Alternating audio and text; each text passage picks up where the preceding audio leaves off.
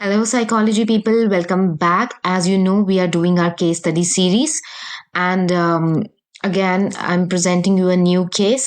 I hope कि मेरे साथ आप ये केस स्टडीज सॉल्व कर रहे हो रोज की एक so that you get hold of it and आपको समझ आ जाए कि कैसे आंसर करना है क्वेश्चंस को. ऑल्सो मैं कम्युनिटी पोस्ट में सेक्शन ए के लिए आपके लिए प्रैक्टिस क्वेश्चन रोज डालती हूँ. प्लीज वो भी प्रैक्टिस कीजिए सो दैट एंड टाइम पे आपको बहुत ज़्यादा बर्डन फील ना हो और ओवरवेल्म्ड फील ना करें आप. So let's start. आज की केस स्टडी है मलय से रिलेटेड, जो कि एक स्टूडेंट है क्लास 11th के. He was refer to a mental health clinic. उसको मेंटल हेल्थ क्लिनिक पे रेफर किया गया था विद कंप्लेन्ट्स. क्या कंप्लेन्ट्स थी? अब डिसऑर्डर हमें पता करना है. ये तो पता चल गया आपको चैप्टर 4 से है ये, क्योंकि डिसऑर्डर वाले चैप्टर से है. ठीक है, क्योंकि अगर मेंटल हेल्थ क्लिनिक को उसको रेफर किया गया है, कंप्लेन्ट्स हैं किसी तरीके की, तो इसका मतलब कुछ डिसऑर्डर से रिलेटेड है. ठीक है, अब हम पॉइंट्स यहीं से आप अंडरलाइन करके पेंसिल से स्टार्ट करना शुरू कर देना. जब आपके पेपर में केस स्टडी आप करोगे उसी वक्त पेंसिल लेके हाथ में अंडरलाइन करना शुरू कर देना जो भी आपको लगता है सिम्टम्स है. विद कंप्लेन्ट्स, कैसी complaints? Stealing money, excessive line, बहुत ज्यादा पैसे चुराता है, झूठ बोलता है, लोगों की चीजों को आग लगा देता है, हाउस होल्ड आइटम्स को. ठीक है, टीजिंग young girls of the locality, जो उसके लोकल लोकेलिटी में जहां वो रहता है वहां पे यंग गर्ल्स को छेड़ता है. ठीक है, लूइड रिमार्क्स पास करता है, मतलब गंदे रिमार्क्स पास करता है. मेकिंग ऑब्सीन जेस्चर्स, मतलब गलत गंदे जेस्चर्स करता है. The onset was about 3 years ago. तो जो इसका ऑनसेट था, मतलब जब ये स्टार्ट हुआ था डिसऑर्डर, तो 3 साल पहले इसका ऑनसेट हुआ था और तब से लेके अब तक काफी इंक्रीज हुआ है पास्ट 8 months में. Of late he has started using alcohol and spending time, more time with outdoor friends जो कि सिमिलर इंटरेस्ट रखते हैं. तो मतलब ऐसे लोगों से मिलने लग गया है बच्चों के साथ जो अल्कोहल ड्रिंक करते हैं और उन्हीं के साथ ज्यादा वक्त बिताता है, घर पे नहीं बट आउटडोर्स में.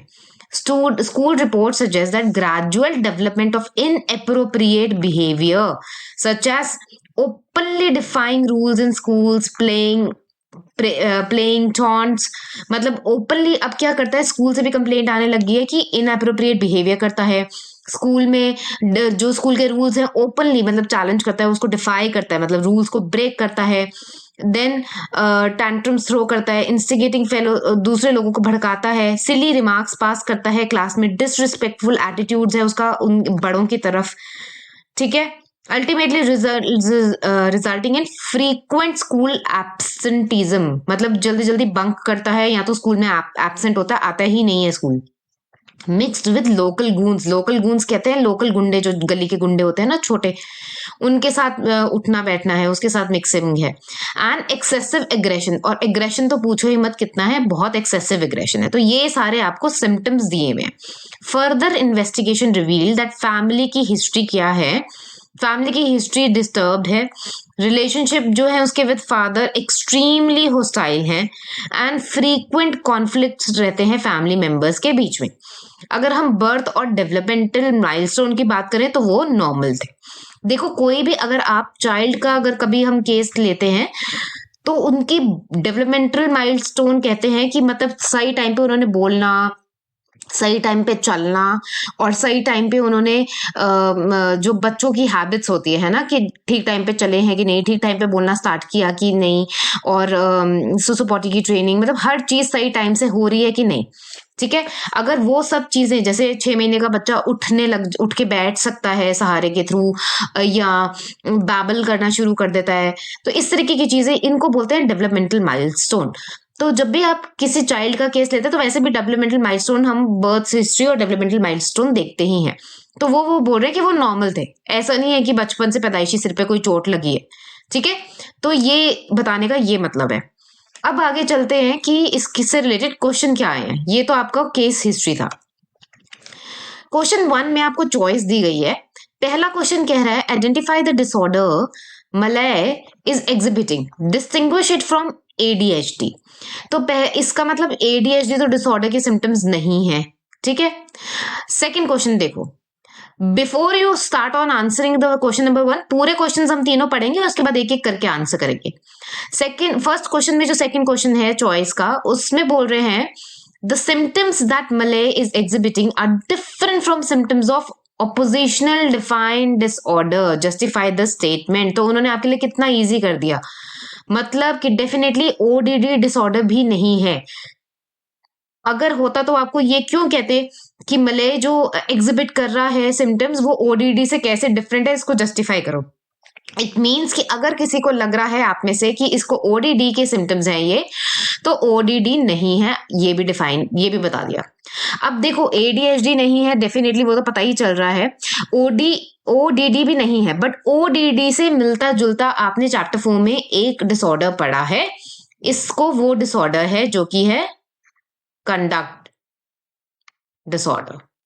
ठीक है, कंडक्ट डिसऑर्डर है। इन दोनों में बहुत कंफ्यूजन होती है, इसलिए ये मैं बोल रही हूं कि इन दोनों का जो डिफरेंस है बहुत अच्छे से आप लर्न करके जाना।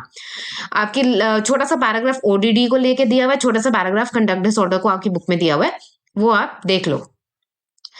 How would the socio-culture model help us to understand Malay disorder? ये क्वेश्चन नंबर 2 है। अब क्वेश्चन नंबर 1 को आंसर कैसे करना है, इसमें से आप जो हम तो दोनों यहाँ पे सॉल्व करेंगे, जो भी आप चूज करें आप उसको आंसर कर सकते हैं। पहला क्वेश्चन कह रहा है कि आइडेंटिफाई द मले, कौन सा डिसऑर्डर है वो आइडेंटिफाई करना है, वो हमने कर लिया कि ये कंडक्ट डिसऑर्डर है। ओडीडी तो नहीं है, वो तो क्वेश्चन देख के ही पता चल गया ना। वो बोल रहे हैं distinguish it from attention deficient hyper activity disorder which is ADHD. तो मतलब और 2 मार्क्स का क्वेश्चन है, ये याद रखना, मतलब 30 वर्ड्स। ठीक है, बहुत ज्यादा लंबे लंबे चिट्ठे नहीं लिखने हैं। तो देखो इसको आंसर कैसे करना है। सबसे पहले आप फर्स्ट क्वेश्चन का जो पार्ट है, उन्होंने पूछा कि कौन सा डिसऑर्डर आइडेंटिफाई करो, उसको आंसर करेंगे Malay is exhibiting symptoms of conduct disorder, simple. Second part कैसे उसको डिस्टिंग्विश करना है एडीएचडी से, तो आप कंडक्ट ऑफ को डिफाइन करेंगे, यहाँ पे उसकी डेफिनेशन देंगे और फिर एडीएचडी की डेफिनेशन देंगे, दैट्स इट। क्योंकि 30 वर्ड्स में आपको पूरा आंसर खत्म करना है। तो आप 2 नंबर का क्वेश्चन है, तो आप लिखेंगे conduct disorder refers to as inappropriate actions and attitudes that violate family expectations, societal norms and personal और प्रॉपर्टी राइट्स। जैसे वो किसी और की प्रॉपर्टीज को आग लगा रहा था, घर की हाउस होल्ड आइटम को आग लगा रहा था, स्कूल में सारा वायलेट कर रहा था नॉर्म्स को, सोसाइटी में भी जो लड़कियों को छेड़ना, लुइड कमेंट्स पास करना, राइट। तो कंडक्ट डिसऑर्डर ये एडीएचडी से डिफरेंट कैसे? एडीएचडी एक न्यूरो डेवलपमेंटल डिसऑर्डर है और इसके 2 मेन फीचर्स होते हैं। क्या? एक तो इनअटेंशन, क्योंकि ए से पहले होता ही अटेंशन डेफिशिएंट है, तो इनअटेंशन होता है, एंड हाइपर एक्टिविटी जिसको हम इम्पल्सिविटी भी कहते हैं। तो ये उसका दूसरा फीचर है, दैट्स इट, खत्म। ज्यादा लंबा चौड़ा हमको नहीं लिखना, क्योंकि 30 वर्ड्स में खत्म करना है। और तो शायद ये 30 वर्ड से ज्यादा है, बट इतना बेसिक डिफरेंस आपको देना पड़ेगा, सिर्फ डिफाइन करा है, दैट्स इट। ठीक है जी, ये आपका क्वेश्चन नंबर 1 का ए पार्ट है। अब चॉइस क्वेश्चन जो था आपका वो देखते हैं।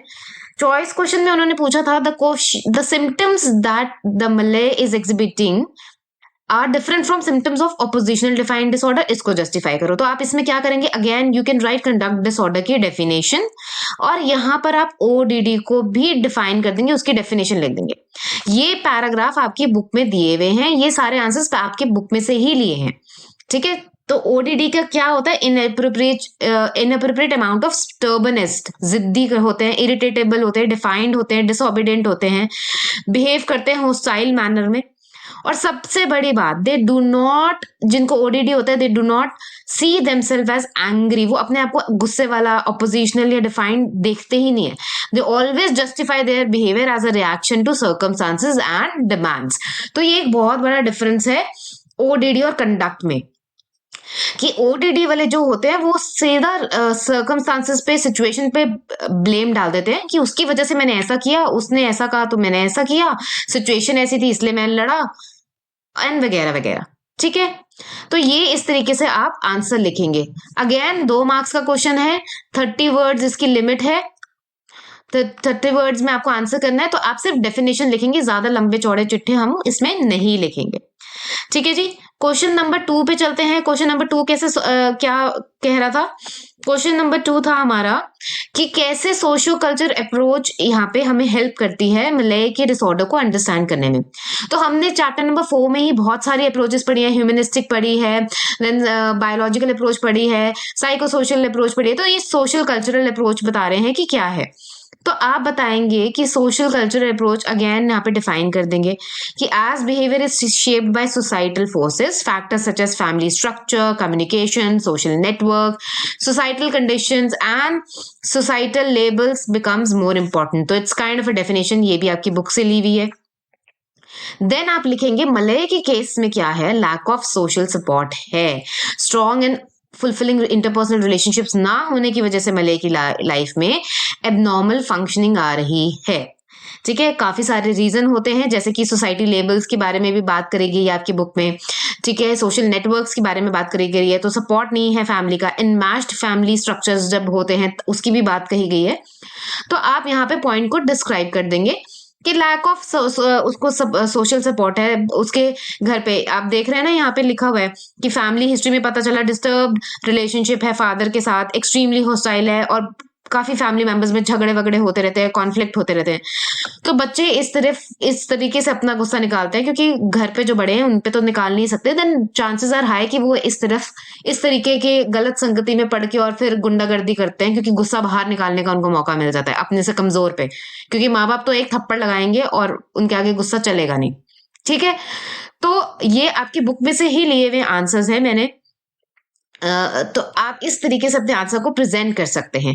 पहले में आप डिफाइन कर देंगे थोड़ा सा कि सोशल कल्चरल अप्रोच के बारे में, एंड सेकंड पॉइंट में अगेन आप मलय के डिसऑर्डर को कैसे अंडरस्टैंड करेंगे इस अप्रोच को लगाते हुए। तो आप उनको बताएंगे कि लैक ऑफ सोशल सपोर्ट है, एक स्ट्रॉन्ग और फुलफिलिंग इंटरपर्सनल रिलेशनशिप्स नहीं है मलय की लाइफ में, जिसकी वजह से एबनॉर्मल फंक्शनिंग हो रही है। That's it, finish, and we are done with the another case history कह रही हूँ, another case based question, right? So this is how you need to answer। मैंने पूरी प्लेलिस्ट में और भी केसेस दिए हुए हैं, आप प्लीज उनको सॉल्व कीजिए, देखिए आंसर की फॉर्मेशन कैसे होनी चाहिए, कैसे हम क्या पता लगाते हैं, आपको काफी चीजें सीखने को और समझने को मिलेगी। अगर आपको ये वीडियो पसंद आई है, do let me know in the comment section and give me a thumbs up. Please subscribe to my channel अगर आप प्रैक्टिस करते रहना चाहते हैं तो। सेक्शन ए की मैं आपको रेगुलर प्रैक्टिस करवाती हूँ बाय पोस्टिंग कम्युनिटी पोस्ट में क्वेश्चंस, सो प्लीज वो भी सॉल्व कीजिए, and I will see you next time. Bye.